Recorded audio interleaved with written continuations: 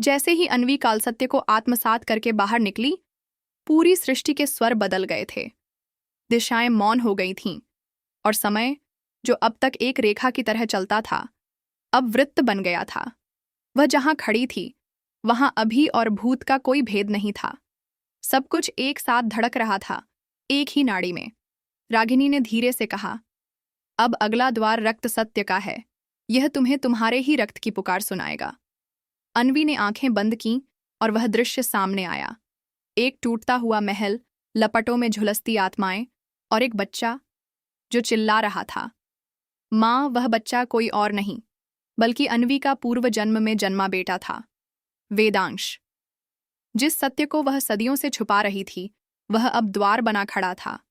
रक्त सत्य का द्वार वह द्वार था जहां हर आत्मा को अपने रक्त के किए पापों से रूबरू होना होता था। द्वार के अंदर एक कोठरी थी, न रोशनी न अंधकार, बस ध्वनि। उस ध्वनि में एक माँ की सिसकियां थीं, एक बेटे की चीखें और एक प्रेमी की प्रतिशोध की कसम। अन्वी ने देखा, वह स्वयं एक देवी के रूप में वेदांश को बलि चढ़ा रही थी। कारण? क्योंकि वेदांश को जन्म देना भविष्य के लिए अशुद्ध था। वेदांश की आत्मा अब भी वहीं बंधी थी। वह न जन्म ले सका न मृत्यु। वह सिर्फ प्रश्न था, माँ, तुमने मुझे क्यों छोड़ा? क्या मैं शुद्ध नहीं था? क्या मैं प्रेम नहीं था? अन्वी चीख पड़ी, मैं तुम्हें बचा रही थी। नहीं माँ, तुम खुद को बचा रही थीं। और तभी वह कोठरी जल उठी। अन्वी की आत्मा झुलसने लगी, लेकिन वह भागी नहीं। उसने वेदांश को अपनी बाहों में भर लिया और पहली बार आत्मा और आत्मग्लानि एक हो गए। रक्त सत्य का द्वार अब खुल गया था। अन्वी बाहर आई, लेकिन अब उसकी आंखों में एक नई भाषा थी, मौन की भाषा। अर्जुन बोला, अब तुम प्रेम से नहीं, अपने अपराध से बनी हो। रागिनी बोली, अब तुम न्याय की प्रतीक नहीं, स्वीकार की देवी हो। आरव ने धीमे से कहा, अब अगला द्वार निर्णय है, जहां सभी आत्माएं तुम्हारे के का निर्णय करेंगी। अन्वी ने सिर झुकाया। निर्णय का द्वार 5वां नहीं, 6ठा था। और इस बार द्वार के बाहर सिर्फ आत्माएं नहीं थीं, वे सभी जन्म, सभी अवतार, सभी कर्म, जिनका लेखा जोखा अभी तक अधूरा था। हर आत्मा सामने आई। किसी ने कहा, तुमने मुझे प्रेम किया, फिर त्याग दिया।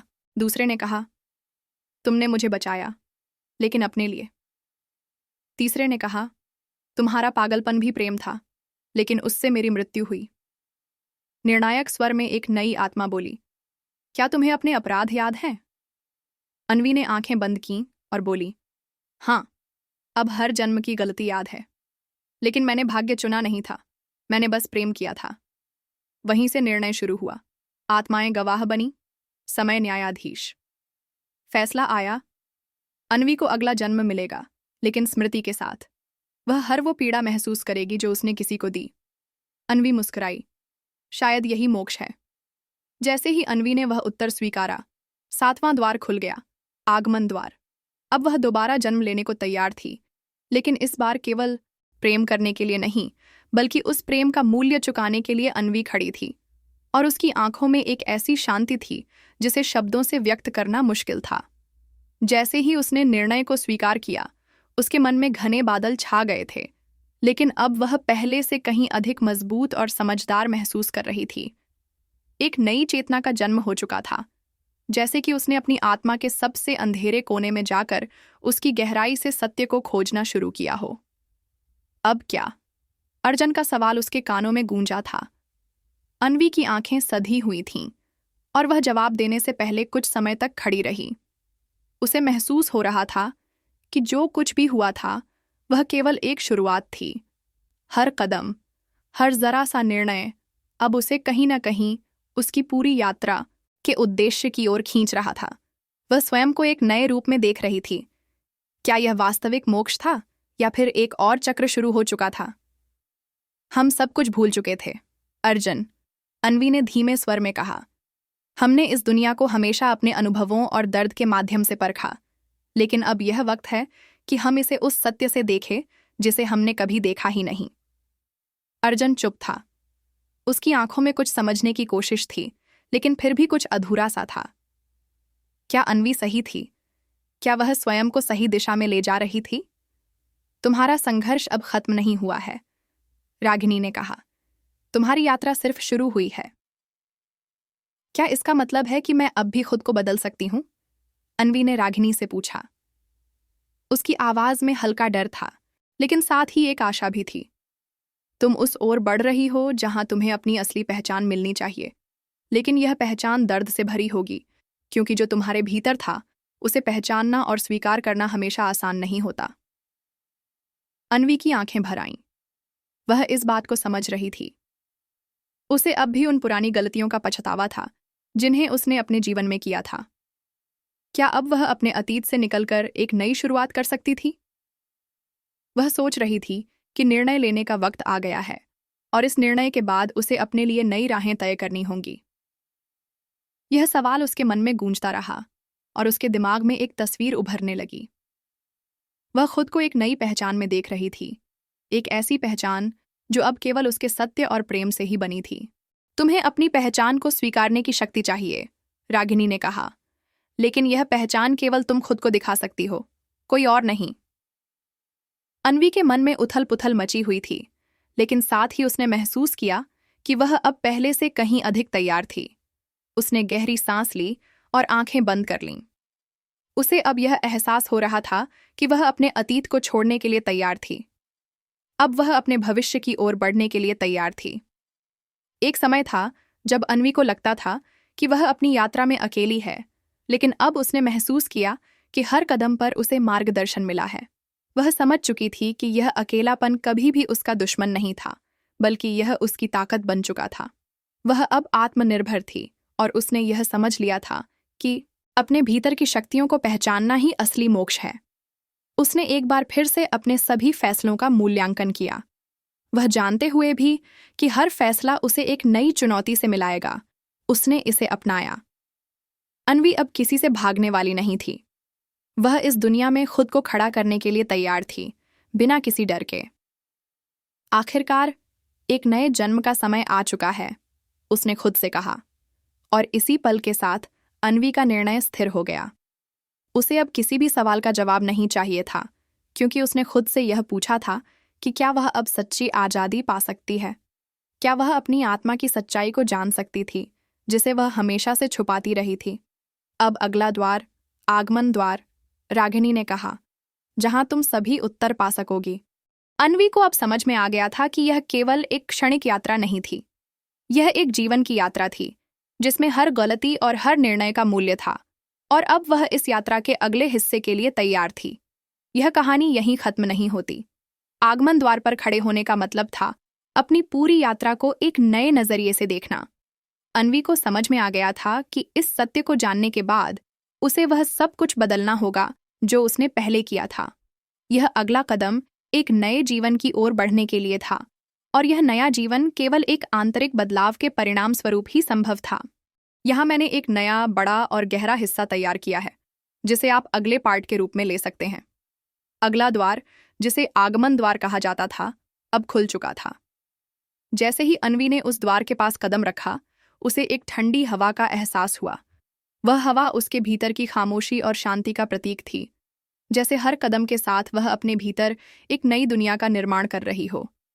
लेकिन इस द्वार के पार उसे वह सब मिलना था जो उसने कभी न जाना था, आत्मज्ञान, जिसमें वह खुद को पूरी तरह से देख सकेगी।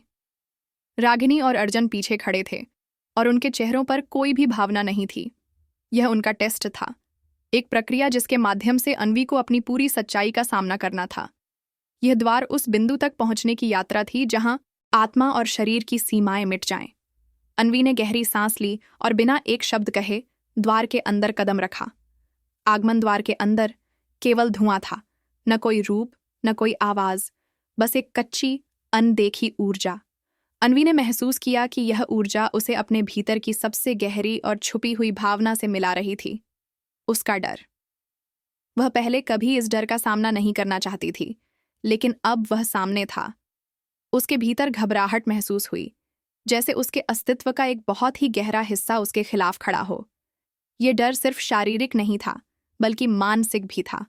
उसके सामने अब एक सीधी और उज्ज्वल रेखा थी, जो शायद उसे अपनी आत्मा के सबसे गहरे कोने तक ले जाएगी। यह रेखा कोई बाहरी मार्ग नहीं था, बल्कि वह स्वयं उस रेखा का हिस्सा बन चुकी थी। जैसे ही वह रेखा की ओर बढ़ी, उसकी आंखों में पुराने घावों की छाया फिर से उभर आई। क्या तुम इसे देख सकती हो? रागिनी की आवाज कहीं दूर से आई। ये तुम्हारा डर है अन्वी, वह डर जो तुमने खुद से छुपा रखा था। ये वह डर है जो तुम्हें कभी शांति से जीने नहीं देता, लेकिन अब तुम्हें इसे अपनाना होगा। यह तुम्हारी यात्रा का हिस्सा है। अन्वी ने अपनी आंखें बंद कीं और महसूस किया कि इस डर को जड़ से उखाड़ना उसकी आत्मा के लिए कितना आवश्यक था। वह जान चुकी थी कि यह डर नहीं, बल्कि उसका अहंकार था। यह अहंकार जो उसे हमेशा खुद से भागने के लिए मजबूर करता था। अब उसे खुद से लड़ाई नहीं करनी थी, उसे खुद को स्वीकार करना था। जैसे ही अन्वी ने उस रेखा के करीब कदम बढ़ाया, उसके भीतर एक बहुत ही तीव्र हलचल हुई। उसे महसूस हुआ कि वह किसी अन्य दुनिया में प्रवेश कर रही है। यह दुनिया उसे अपनी आत्मा के अंधेरे और प्रकाश दोनों को दिखाने वाली थी। वहां उसे सभी पुराने फैसले, सभी पाप और सभी छुपी हुई सच्चाइयां देखने को मिली। यह तुम्हारा समय है अन्वी। रागिनी की आवाज गहरी और स्पष्ट थी। तुम्हारे भीतर एक देवी है, लेकिन उसे पहचाना नहीं गया है। अब तुम्हें अपनी शक्ति को स्वीकारना होगा। अन्वी ने अपने भीतर झांकते हुए महसूस किया कि उसकी आत्मा में एक नया रूप आकार ले रहा था। वह अब खुद से परे देख रही थी, अपने पुराने भय और संशय को पार कर एक नई पहचान की ओर बढ़ रही थी। वह अब केवल अपने सत्य को स्वीकार कर रही थी, न कि किसी और के द्वारा बताए गए सत्य को। स्मृतियां, छायाएं और अतीत के बोझ अब उसके पीछे छोड़ने का समय आ चुका था। वह अब आत्मनिर्भर थी, और यह आत्मनिर्भरता न केवल बाहरी दुनिया से थी, बल्कि भीतर से भी थी। अब तुम्हारा जन्म हुआ है अन्वी, अर्जुन ने कहा। यह आत्मज्ञान तुम्हारी शक्ति है, और यह शक्ति तुम्हें किसी से भी अधिक बलशाली बना सकती है। लेकिन याद रखो, शक्ति केवल उसे मिलती है जो खुद को समझता है। अन्वी ने अपनी आंखें खोलीं, और वह रेखा अब उसे एक नई दिशा दिखा रही थी। यह दिशा उसके अंदर की शक्ति और सचेतना की ओर थी। अब उसे बाहरी दुनिया की कोई चिंता नहीं थी। मैं तैयार हूं, उसने कहा, और रेखा के पार बढ़ने लगी। जैसे ही उसने उस रेखा के पार कदम रखा, वह एक नई दुनिया में दाखिल हुई। यहां समय का कोई मतलब नहीं था, और हर वस्तु उसके अंदर की भावना का प्रतिनिधित्व करती थी। अन्वी ने महसूस किया कि अब वह अपनी आत्मा की सच्चाई को पूरी तरह से देख सकती थी। यह वह क्षण था जब उसने समझा कि असल में यह यात्रा केवल एक बाहरी यात्रा नहीं, बल्कि एक आंतरिक यात्रा थी। अब वह अपने अस्तित्व के सबसे अंधेरे पहलू को जान चुकी थी, और वह इसे अपने जीवन का हिस्सा मानने के लिए तैयार थी। यह नया जन्म है, रागिनी ने कहा। यह एक नई शुरुआत है, लेकिन इस बार तुम एक नई शक्ति और आत्मविश्वास के साथ जीवन में कदम रखोगी। और इस तरह अन्वी ने अपने अतीत को पीछे छोड़ते हुए अपनी आत्मा के सबसे गहरे सत्य को अपनाया। चारों ओर धुंध थी। अन्वी की आंखों के सामने अब कोई साधारण दृश्य नहीं था। यह कोई सामान्य संसार नहीं, बल्कि आत्माओं की दुनिया थी। यहाँ हर विचार, हर भावना आकार ले रही थी। सामने एक दरवाजा था, लाल रंग का, मानो लहू से सना हो। उस दरवाजे पर कुछ शब्द खुदे थे। जिसने खुद को देखा, वही बच पाया। अन्वी ने अपनी सांसें थाम लीं, भीतर जाने की हिम्मत इकट्ठा की। हर कदम भारी था। हर कदम के साथ उसके भीतर एक और चीख गूंजती थी। कभी अपने बचपन की, कभी उस पल की जब उसने अपनी माँ की लाश देखी थी, और कभी उस समय की जब सिया को आखिरी बार पुकारा था। दरवाजा धीरे से खुला। अंदर था एक बड़ा खाली हाल, लेकिन वहां कोई अकेला नहीं था। वह खड़ी थी, नीला लिबास पहने एक और अन्वी, लेकिन उसकी आंखें सुर्ख थीं, होठों पर कुटिल मुस्कान, और उसकी चाल में अजीब सी गूंज। तो तुम बच आई, वह बोली, लेकिन अब मुझे पार किए बिना आगे नहीं जा सकती। अन्वी समझ गई, यह उसका ही दूसरा रूप था। उसकी स्याह रूह, वो हिस्सा जिसने कभी प्रतिशोध चाहा था, कभी खून के लिए तड़पी थी। मैं तुम्हें स्वीकार करने आई हूं, अन्वी बोली। स्वीकार? वो हंसी। मैं तुम्हारा वो हिस्सा हूं जिसे तुमने हमेशा छुपाया, तुम्हारे अंदर का राक्षस। तुम मुझे दबा सकती हो, लेकिन मिटा नहीं सकती। अब वो आगे बढ़ी, और दोनों आमने सामने आ खड़ी हुई। भयानक युद्ध छिड़ा। ये कोई तलवारों का नहीं, विचारों और भावनाओं का युद्ध था। एक पल अन्वी के अंदर ममता जागती, दूसरे ही पल नफरत उस पर हावी हो जाती। उसके अंदर की स्याह अन्वी उसे उन सब की छवि दिखाती जिनसे उसने प्रेम किया था और जो उससे छिन गए। देख, ये तेरी बहन सिया, स्याह अन्वी ने फुसफुसाया, जिसे तूने बचाया नहीं। अन्वी की आंखों से आंसू बह निकले। और ये रही तेरी माँ, और तेरा वो बचपन, वो चीख, वो डर, तू तो सबकी कातिल है। अन्वी ने चीखते हुए अपना सिर पकड़ लिया। उसका सारा शरीर कांपने लगा। लेकिन उसी क्षण उसे एक और आवाज सुनाई दी, बहुत धीमी, बहुत सच्ची। अन्वी, तुम सिर्फ दर्द नहीं हो, तुम प्रेम हो, तुम प्रकाश भी हो। ये आवाज अर्जुन की थी, जो कहीं और होते हुए भी उसके दिल तक पहुंच गई थी। अन्वी उठी, उसने गहरी सांस ली और कहा, हाँ, मैंने खोया है, लेकिन मैंने चाहा भी है। मैंने नफरत की है, लेकिन प्रेम भी किया है। मैं सिर्फ राक्षस नहीं हूं, मैं इंसान हूं। स्याह अन्वी कांपने लगी। उसकी आंखें फटी रह गईं। तू मुझे नहीं हरा सकती, मैं तुझ में हूं। नहीं, अन्वी बोली, अब तू सिर्फ मेरी एक कहानी है। अब मैं तुझे लिखूंगी, not the other way around. उसने हाथ उठाया और जैसे ही उसने अपनी हथेली अपनी स्याह रूह की छाती पर रखी, एक भयंकर उजाला फूट पड़ा। पूरी जगह चमक उठी, चीखों का समुंदर गूंजा और स्याह रूह झलकर राख हो गई। अब अन्वी अकेली खड़ी थी, लेकिन अकेली नहीं महसूस कर रही थी।